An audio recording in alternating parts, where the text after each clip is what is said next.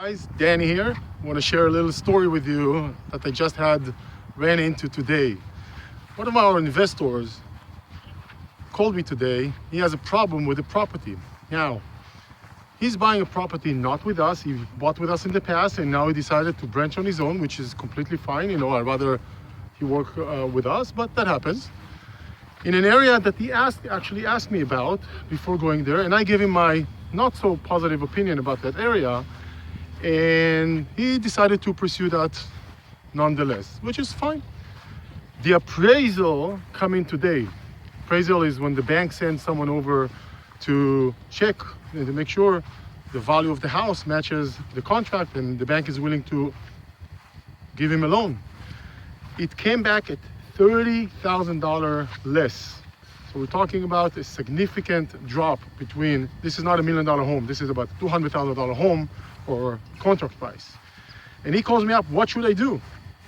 Now, honestly, typically we don't provide support on properties that we are not, that are not being purchased through us. But in this case, A, he's one of our investors, and B, I'm always intrigued to see what other people are doing. And I took a look.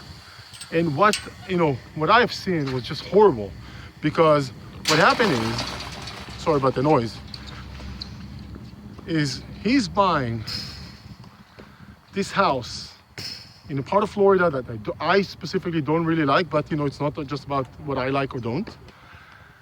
And it's a 4-bedroom, 3 bathrooms, and it's a little bit over 1,000 square feet. So that means it's a tiny, tiny old home.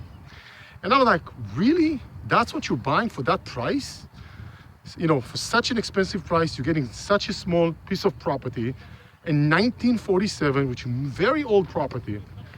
I was just a little bit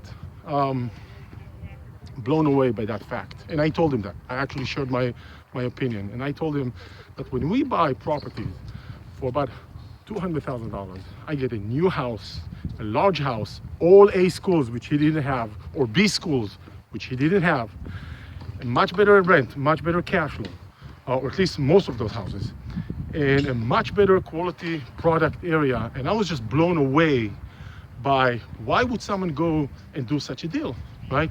I don't know his justifications. He's a super nice guy.